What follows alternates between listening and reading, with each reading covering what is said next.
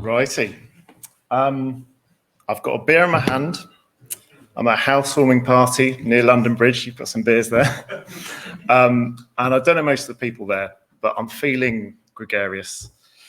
And as I'm sure you know, when you go to a house party and there's new people to meet, there's only one way that chat is going to go. And you are going to get asked, so what do you do for a living? Now, most of the people at that party happen to be in insurance or banking of some sort. And let's be honest, as these people are themselves, that's not the most exciting job. So when they found out that I worked in video games and actually ran a development studio, they were naturally very enthused. You know, that must be the best job ever. Oh my God, that's so cool. I'd love to do that. I said, to be honest, I don't enjoy it. It's really stressful. I don't look forward to going in, and I want to do something else. And one of the bankers looked back at me like I was mad and said, how on earth could someone making video games not enjoy their job? And this really struck a chord with me and made me realize just how unhappy I'd been with work. So fast forward a year, I have a beer in my hand and I'm in this hot tub with this man. And this man, John, our fellow founder and creative director, and we just released Laser League. It was during this chat, I said to both of them, why would I put myself through making another game again? Which was something I'd never vocalized to them. You know, I'd missed weekends, I'd missed social events, gatherings, I'd missed time with my wife and my kids, and all down to the fact that we crunched, and I was no longer prepared to do that. And as it turned out, this had been the experience for all three of us. And in fact, this feeling stretched back all the way to 2012 when we first set out on our journey to develop our own IP. And now I'm going to awkwardly transition over to Simon. Awkward transition. Here we go. So I'm going to take you right back to the start when Roll7 considers itself a game developer 2012. We'd been sort of messing around with video games prior to that. But this is us in Deptford, pretending not to be a digital agency and pretending to make video games. We did actually do quite a few things right. On Ollie Ollie, our first game, we managed to find people to work for us for cheap. We committed to delivering on time. We de-scoped quickly and we tested the game a bunch. But on the other hand, we didn't know what we were fucking doing. We had absolutely no clue about running a video game studio. We had some experience running businesses, but really, although we'd made 20 advert games and we'd launched a game on the App Store, we fundamentally had no idea what we were doing. And the biggest thing we did wrong was that we crunched. We crunched hard and forever. And just to clarify what I mean by crunch, I mean an enforced period of mandated overtime lasting for weeks on end. Some of you here might have experienced crunched in your games career. We often worked in our dingy office in Deptford with our team of 7 people till about 11 o'clock or midnight. We often worked weekends, and we made our team crunch. We openly questioned people who didn't hang around with us, working late, eating pizza, because that's how you made video games. And something that I'm really embarrassed about to this day, we had this fantastic lead artist, Manuel. He turned up at 9 a.m. every day. He worked really hard. However, when he left at 5:30, I'd be really pissed off. I'd be like, man, why aren't you hanging around? We're all going to be here till later on. You know, we're going to be here till 11, making the game. And like, did he not care? It never really mattered to me as a director of the studio that he'd done his work. He'd done great work. It didn't matter that actually we'd all rocked up at 10:30, but he was there at 9 on the dot. And he'd probably outputted far more valuable work throughout the day. It was the principle of it all. And I I was just fundamentally didn't understand why. And the reason for all of this is that this story had surfaced while we were running our previous company. We genuinely thought that games were made by putting hundreds of people in a room and working them into the ground ad infinitum, and lo and behold, huge, successful video games. Then along came Indie Game the Movie, glamorizing overwork, tortured geniuses, the focus of crunch, overwork, glamorizing this way of doing things. It was like there could be no alternative to making video games. So we stupidly went along with it all, the pizzas, the late nights, the martyrdom, the sheer fucking madness. We argued lots. We thought that it was creative arguments that delivered results. We argued in front of the team. We argued with the team. We fundamentally didn't know how to argue. We just talked at cross purposes about our own slightly different vision for what the game should be, as we'd really never set one out. Now, the stress of these arguments and the crunch led me in particular to a mental breakdown. I needed time off work. It was all too much, the pressure of delivery for Ollie Ollie 1. At the end of Ollie Ollie 2, Tom here was very close to mental breakdown and was a husk of a man. And at the end of Not a Hero, John, sitting over there, fundamentally lost it and decided to make the game 60 frames a second in 2 weeks, just before launch, having been 30 frames a second, and just, frustrated everyone and Devolver, and I think he'd lost it as well. Here he was in one of our dev diaries, pastiching the over-crunched indie developer, and we'd bought into the whole stupid thing, hook, line, and sinker. After all of this, yes, there was critical acclaim. There was even Lympha Christie. There was some financial success and even a BAFTA. But behind all of it, we were destroyed. The team was fucked. The smiles were short-lived. The mental pressure had had its toll. And we put the studio into hiatus for 3 months because we didn't know if we wanted to do it again. Everyone had a sabbatical. And in 2016, we decided that we'd fix everything. We'd fix all of those issues by going remote and not having an office, because that would sort it all out. Yeah. I'll hand back to Tom. So Laser League was our first step away from smaller games, and we wanted to go big. So as well as going remote for the first time ever, we went full 3D, which for us was a big deal. We were also doing synchronous online multiplayer for the first time. We switched to a new engine, Unreal, for the first time. We built a completely new team with a highly ambitious timescale, which we set ourselves. As Simon said, what could possibly go wrong? Similar to our previous era, the game itself was a critical success. So as the trumpet showed, the online multiplayer worked on 3 platforms and the game looked pretty good. But what didn't work was the dev process. What went wrong? Like, why hadn't we learned our lessons from the previous 3 games? And why did we end up crunching so much? And we dug into these issues at the aforementioned hot tub, and these are probably some of the key factors that we identified. So first up, myself, Si and John, we wore way too many hats, ill-fitted, unfashionable, broken hats. I was the producer, the tech director, for which I don't have the skills. I led the QA team. Si was producing UX and UI and the music. John was AD, CD, level designer, class designer, you name it, ad infinitum. Now, you could easily have 7 or 8 humans to fill all those roles. Like, we were stupidly overworked, but we set it up ourselves. And by the time we realized this was too much, it was too late in the dev process. We'd spent our contingency elsewhere, and we just had to see it through to the end. However, there was a more insidious layer on top of that. Like, budget and resource is always an issue. You're always going to want more people. You're always going to want more resource. But we had a deeper problem. It was to do with trust. And we barely trusted each other as a director group. Like, despite wearing those hats, I would continuously overreach into UI. Si would ceaselessly pester John about design, and John would question me on the tech process. Now, checks and balances are good, but we went way too far. And unfortunately, we let this filter down to the team. We never fully trusted our staff, not because they weren't any good. They're all incredibly talented, but we didn't trust that anyone except us would care as much about all the issues as we did. We were the company founders. It was our IP. Like, why would anyone else give a shit and solve these problems? Only we could do it. And this led naturally to people feeling disenfranchised, and they would sit back and wait for us to make the call and give them the solution. And I think one of the stupidest things we did that meant we definitely crunched was setting milestone deliverables on Mondays.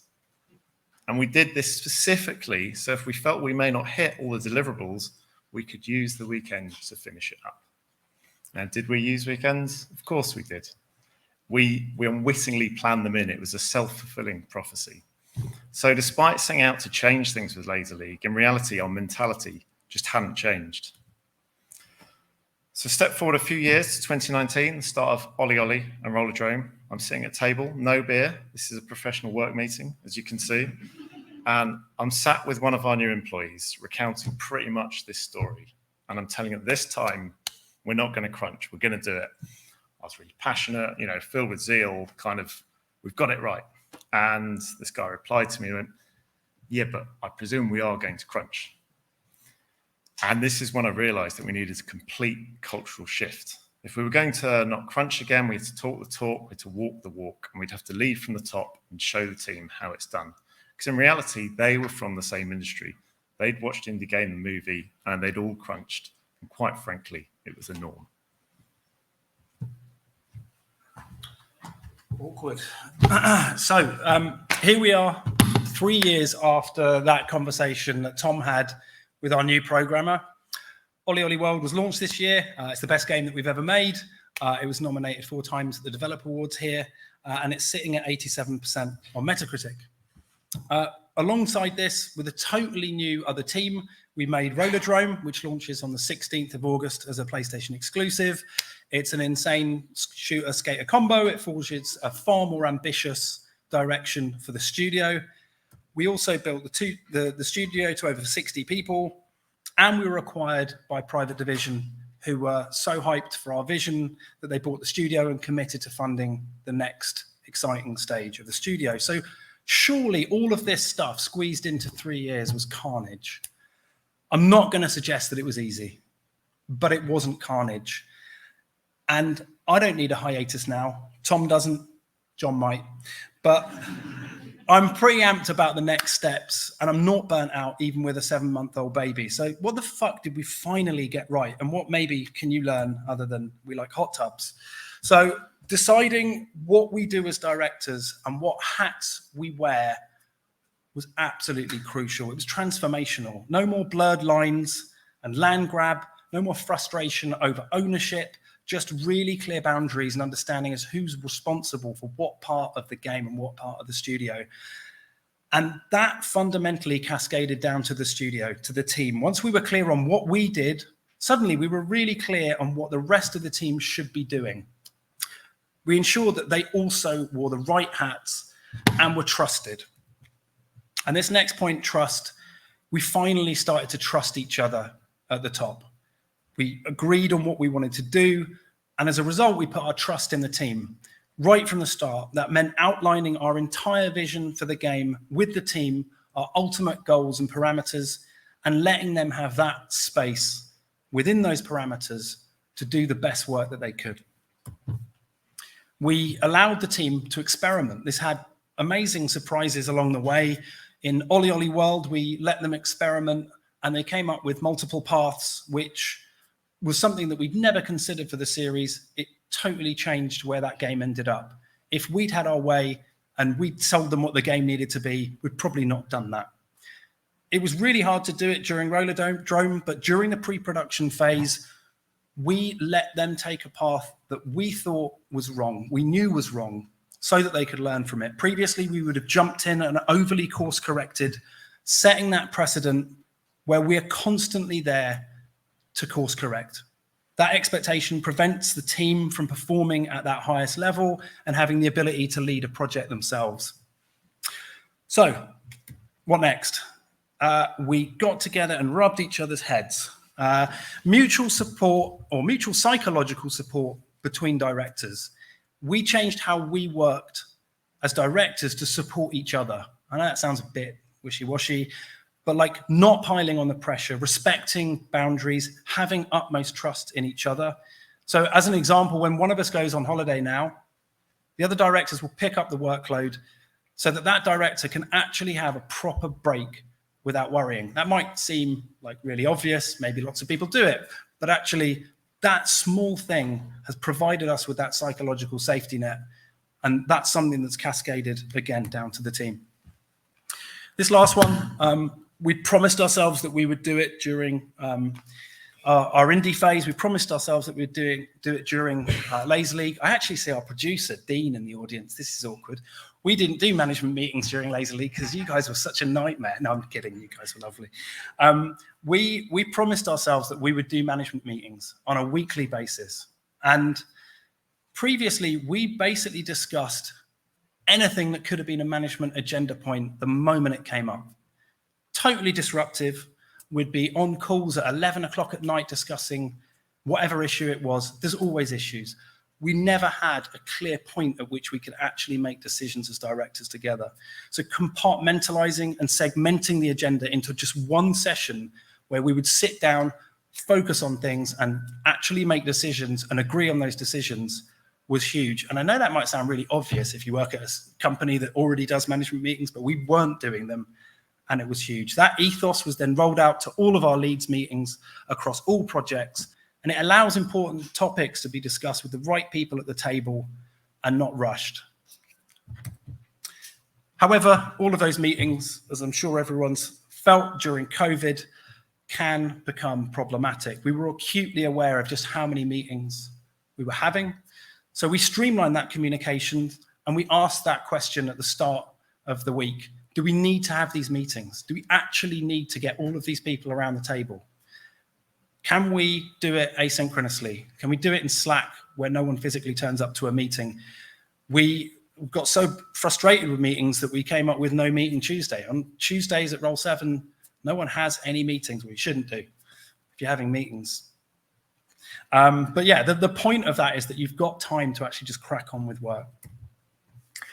And this last one might seem really small, but we stop work at 5:30. As directors, we clock off, we make a point of signing out and stopping.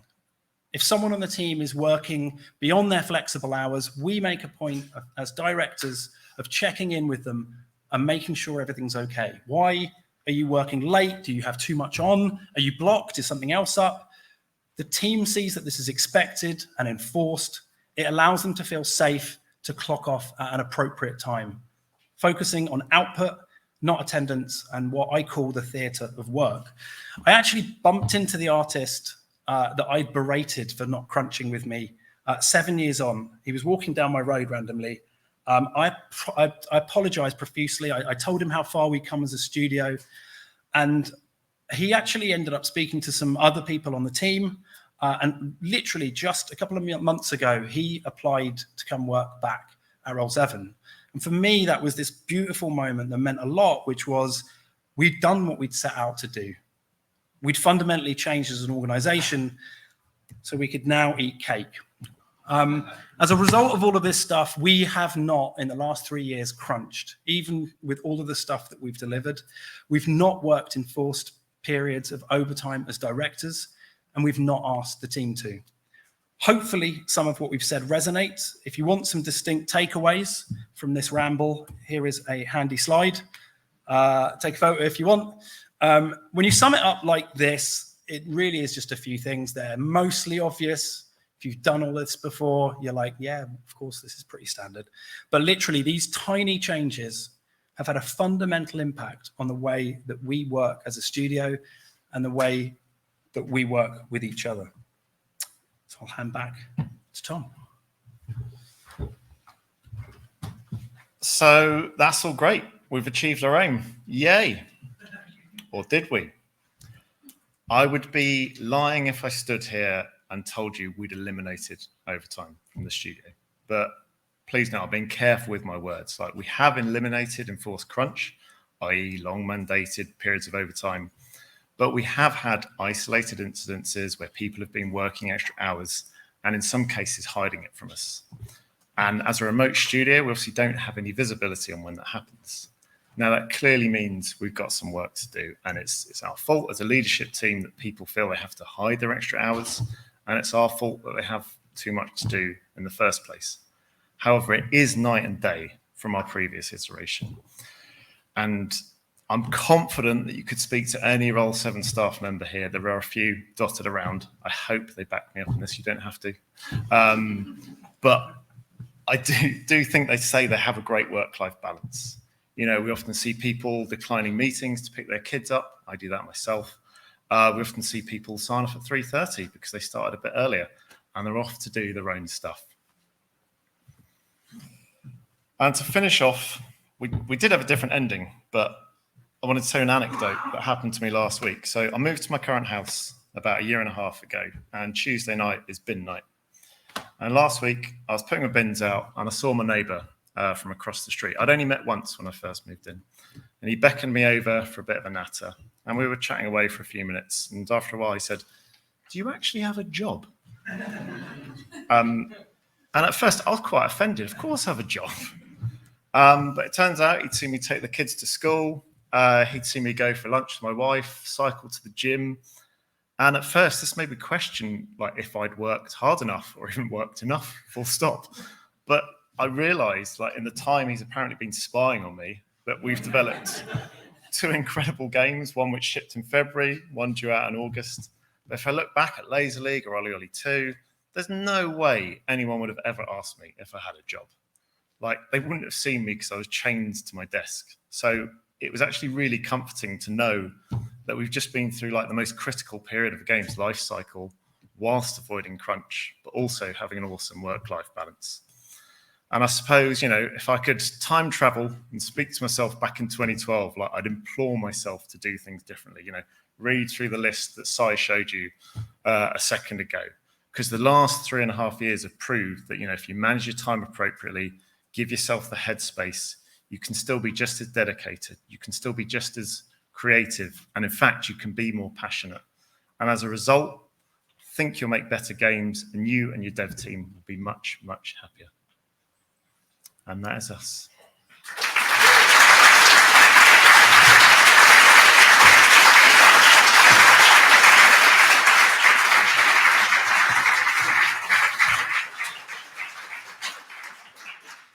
So I don't know if we have any questions. No questions from any Roll 7 staff. Yeah.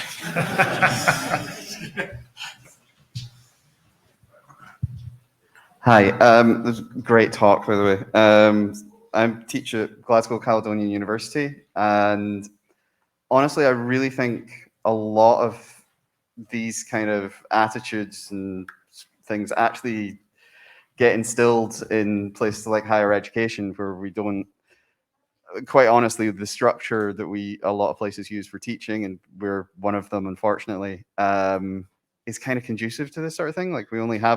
I have a 3-hour window to teach level design, which is crazy. You can't design levels in 3 hours. Unfortunately, I kind of wanted to ask something that you kind of said that you guys are still working on, which is the situation I'm in, where my students, I see them for 3 hours and then they go away, and they obviously have jobs and they have other classes to deal with. So they have flexible hours, and I'm trying to instill in them not to work overtime, but obviously I can't ask them not to do weekends because they might work during the week and then they have to put hours in somewhere else.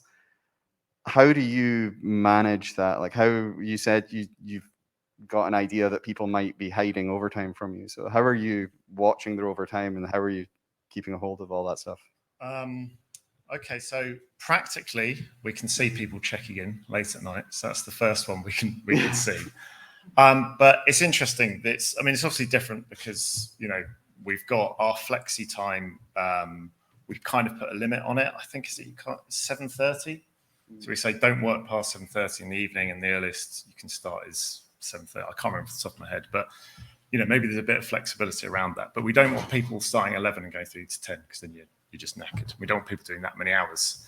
But I think something that's really important that we try and talk about is, 3 years is the last phase of Roll 7, and we want everyone to be as excited, like when you're doing those final bugs and that final cert check, they need to be as excited, as creative, as focused as they were when they first started.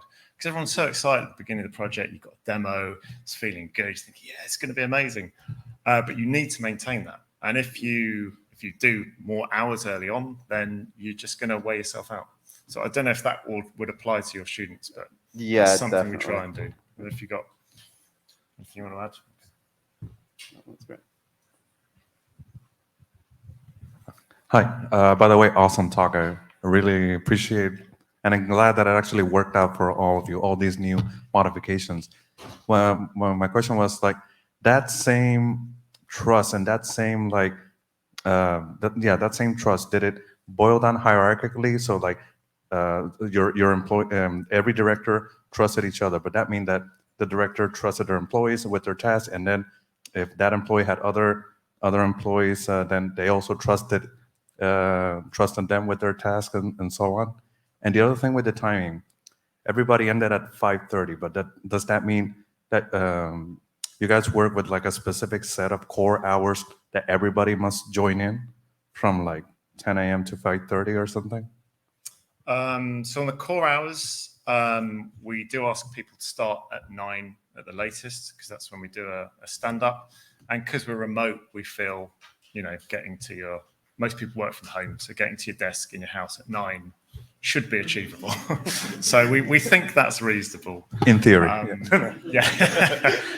And so your second point around trust, do you want to say this one? Yeah, I'll jump in on the trust thing, because fundamentally that is obviously the ambition, that is the aim. And I think what's really interesting, I was doing a talk as a roundtable about 3 years ago with a studio head who asked me a very similar question. He said, because you guys are remote, right? How do you trust your team to do the work? And I was like, cool, how big's your studio? He's like, oh, we're 250 people in Poland. I was like, cool.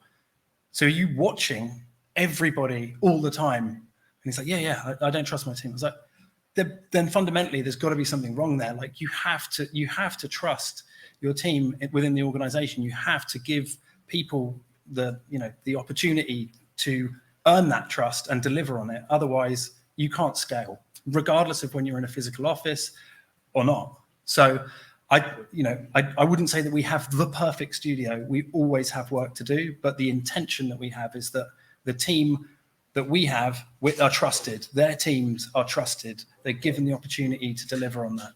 So yeah. That's awesome.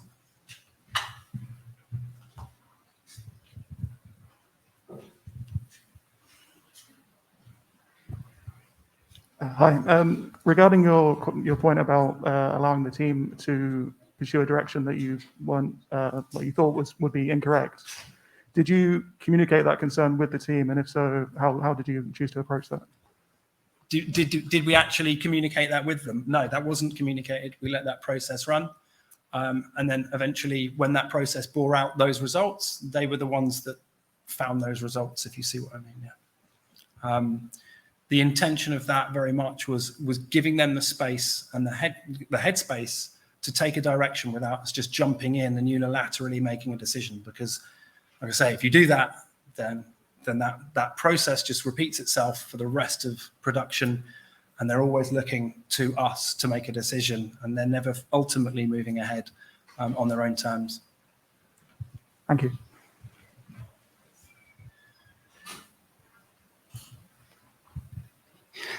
Great talk, and thank you for kind of standing up there and saying you actually did this and you learned from it. I think that's something that maybe not enough people do. There was an interesting point you were making about when you kind of started pushing responsibility down to the team, and in my experience, crunch is always that difference between what the high level vision is versus the people who actually have to do the work, and those things don't align. Did you find that once you started pushing, delegating down as far as you could to the team and giving them responsibility and ownership, that a lot of those problems kind of went away because they understood the work better? Like, was that a significant portion of it, or was it more about the kind of trust and you guys aligning and understanding boundaries? Tom, as head of production. Well, yeah. What's your job? I don't have a job. Okay, trust. how did that filter down? So it took us obviously a while to come to, but I have a phrase, and there's obviously a few or 7 people here, and they'll probably be very bored of me saying it, but it's about owning your own process. And it's so important. And it took us a long time to learn that you should just be able to hand over the bit of work and go, we work with you, you're great, you know what you're doing, you can go and deliver it. But I think what you need to do before that, or what we do at least anyway, is try and define some boundaries to work within. So we can get aligned with that particular person or team and say, right, this is what we want to do, this is the ambition. For want of a terrible analogy, like it's a box, these are the boundaries. If you want to go out of this, let's come back to us and have a chat. But you're free within that kind of, we've built some kind of rules together, so you're free to go and explore within that. And we found that's been a really useful way of working. And yeah, again, we're trying to filter that down throughout the entire team. We have a fairly flat structure as well, so that helps. But yeah, we've probably still got more work to do there as well. Awesome, thanks.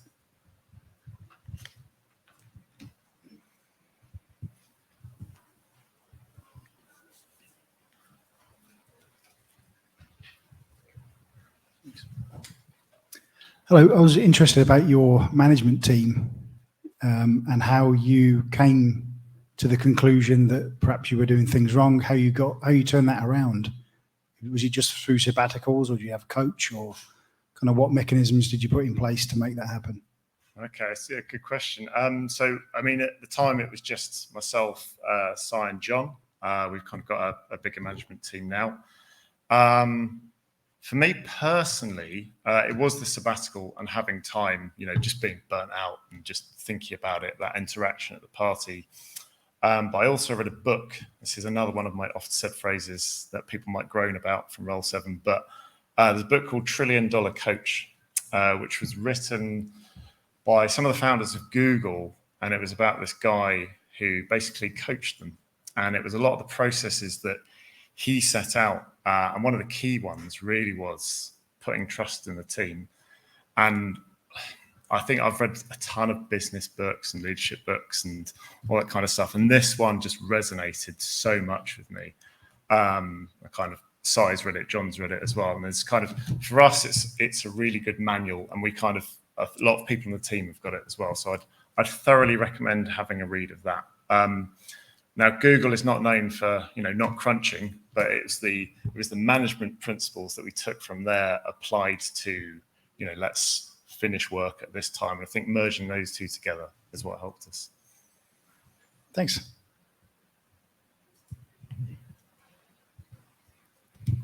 Hi, I just wanted to ask a question regarding the letting your team kind of make mistakes and letting them have that process and how that related to avoiding crunch.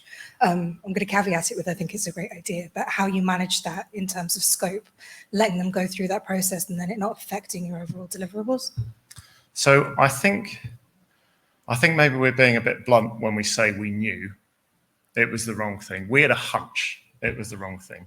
And I think what we did in the past was go, it's the wrong thing, stop it, come back, go this way. And that leads to the team going, well, why do I bother trying anything creative? Because Tom, Si, John are just going to come in and stop us. So this was about going, okay, well, we don't think it'll work, but it might work. And in actual fact, we've probably had far more benefits and far more better design decisions from, going against our gut. Because, we're only the three of us. We think in a certain way. We've worked together for 16 years now. So, bit of a hive mind together. So it's really important to let that flow. And I think more often than not, you'll have a better outcome. And it's also important to point out that when we think we're right, we're often wrong as well. But I think one of the most important principles that we have as a business is just go and do something. So even if you're not sure if it's the right thing, go and do it. Because by going and doing it, you will soon find out whether it's the right or wrong.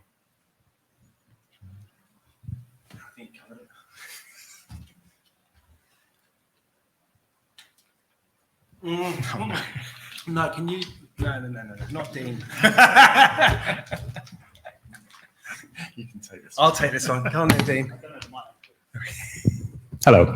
I was interested in how much of the kind of cultural like realignment that you guys made was like how the project is funding and publisher requirements impact on your ability to kind of manage all that stuff internally versus, you know, do you get put in a position where to a certain extent your hand is forced in certain situations? I just wonder if there's like any change with that. Yeah, I see where you're coming at, Dean. No, absolutely. Just for what's the word? Clarity, disclosure. Dean was our producer on Laser League when he was at 505.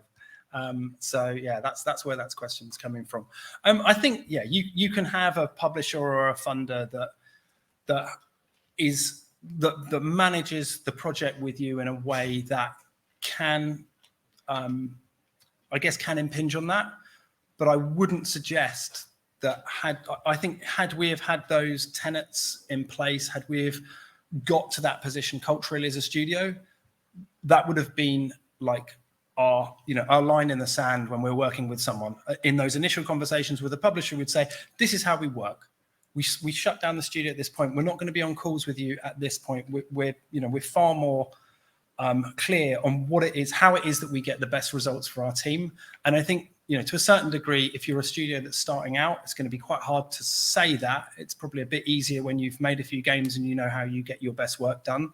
I think we've been very lucky working with Private Division as a publisher. I would say that I'm part of Private Division now because we were required, but they genuinely let us do, Ollie Ollie World in the way that we wanted. And that's absolutely crucial. So, if you are looking at a funder and a publisher at whatever stage, letting them know how you get the best results and what restrictions or what change that might need to, put in place with that relationship is absolutely crucial, because when those lines start blurring and those things, those relationships start becoming fraught, it's much harder to manage those than it is your own organization internally. Once you've got a publisher involved and you're having to deal with whatever it might be, that can be a lot more problematic. So, but yeah. Just to add to that, I'm not just saying it because you're here, but like the example I gave where we did milestones on Monday, that's not something you mandated. You never called me up and say, Tom, it has to be Monday. That was our call. It was, those are the things we were doing. So I think the ability to have the conversation was there. We just didn't feel we could do it. And we were still in that mindset of like, no, this is the way to make a game.